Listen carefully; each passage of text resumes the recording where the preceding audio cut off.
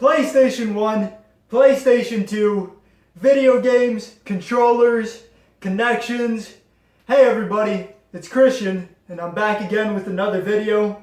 Today I'm going to show you a more detailed analysis of everything that's PlayStation. Now I recently bought a storage unit that had a huge collection of video games. So if you haven't seen my last video, you definitely need to check that out. There's so many games and so much information. I didn't have enough time to get it all in one video. But like I said, today I want to give a little bit of a more breakdown analysis of all things PlayStation. Now I want to get started right away. Right here we have the PlayStation 1. Now as you can see, I already tested this and unfortunately it is not working. It starts up and the screen is really fuzzy. So I'm not sure what the problem could be. It's probably just because it's too old already. It's gotten way too dirty. But the good thing is that it's still sellable, but we're going to have to sell it. 4 parts, not working. So that's the PlayStation 1. Over here we got the PlayStation 2. And the good thing is, not only is this working, but it can play PlayStation 1 games. So even though my PlayStation 1 isn't working, all the PlayStation 1 games can be played on the PS2. This machine here is awesome. You know, as the technology kept getting better and better, these games can do more and more things. This thing right here is a beast. It can play PlayStation 1, it can play PlayStation 2, it can play CDs, it can play DVDs, and you know, it's got a lot of good things going for it. Over here, if we start going on to the PlayStation 1 games, we got 1, 2, 3, 4, 5, 6, 7, 8, 9, 10. We got 10 PlayStation 1 games. We got Tomb Raider. We got ESPN. We got another Tomb Raider game. And this one, the booklet is a little damaged, but it's okay because everything is still there. We got Spec Ops. We got Rogue Spear. We got Gran Turismo. We got Quake 2. We got a demo disc. We got Fighting Force. And this game is actually a lot of fun. And we got Metal Gear Solid. If I had to choose between all of these games here, I would say my favorite is going to have to be Quake and Metal Gear Solid. These games are a little bit more unique. They're in real nice condition. Metal Gear's got everything. It's got the booklet, it's got the double CDs, it's got very minimal scratching. So condition wise it's great. It's not the original, it's the greatest hits, but it's still a good copy. Quake 2, like I said, in good condition. You got the booklet. Overall, you know, this is like a $20 or $30 game. And Metal Gear as well, it's a $20 or $30 game. There's a lot of different things you could do. You can sell it individually. You can sell them all together. You know, in my mind, for my idea at least, I'm going to be selling this collection in its entirety because it's all PlayStation. The only little downside is that the PlayStation 1 isn't working. But like I said, the PlayStation 2 is fully capable of playing everything. So it's not going to be a problem. You know, I'm going to ask $150 for it and I'm going to see where things go.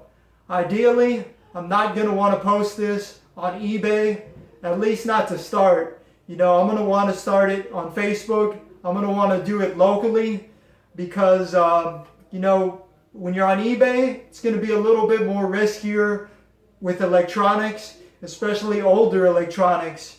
These things have been sitting here for a while, and these are all things that you need to take into consideration. Just because it's working right now doesn't mean it's going to be working a year from now. And eBay has very strict policies.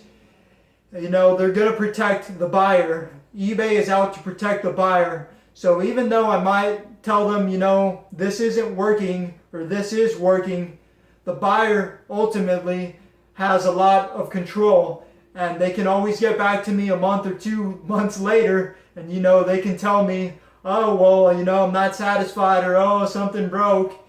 And I just don't want to take that risk right off the bat, so I'm going to try to do this locally first. So that about covers everything PlayStation 1. We got the connections, the audio, and the power cables. Those worked as well, but the PlayStation 1 wasn't working.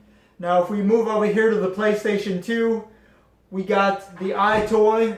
The iToy is working. It's a unique little piece, but not a whole lot of value.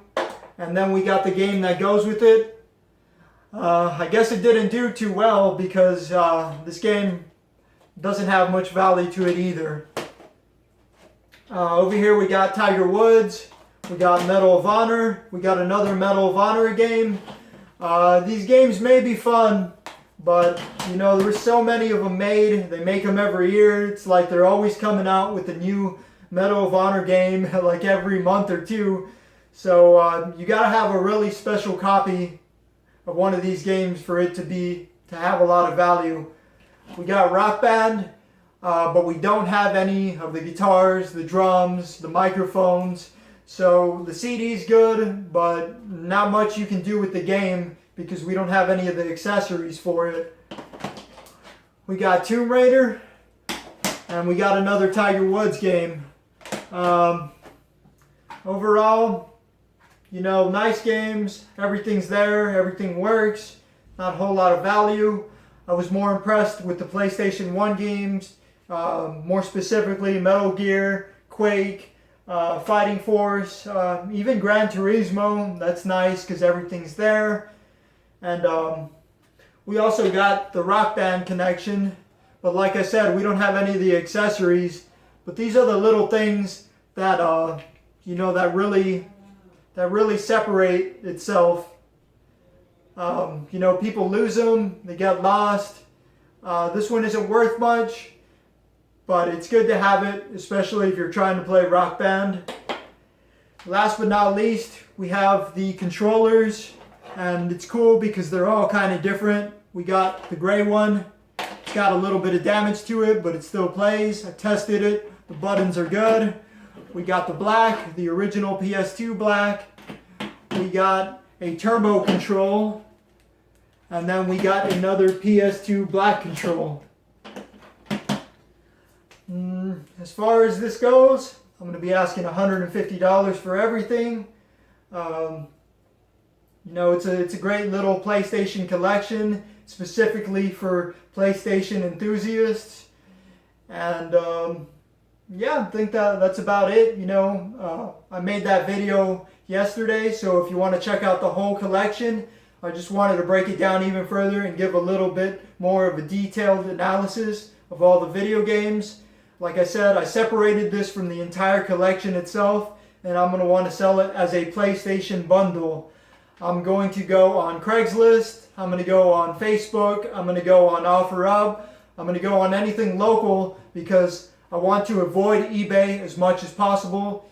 As good as eBay can be, I don't want to take the risk because they're electronics, and anything can happen when you're sending it through the mail, and anything can happen with electronics, especially now that these games are getting a little bit older.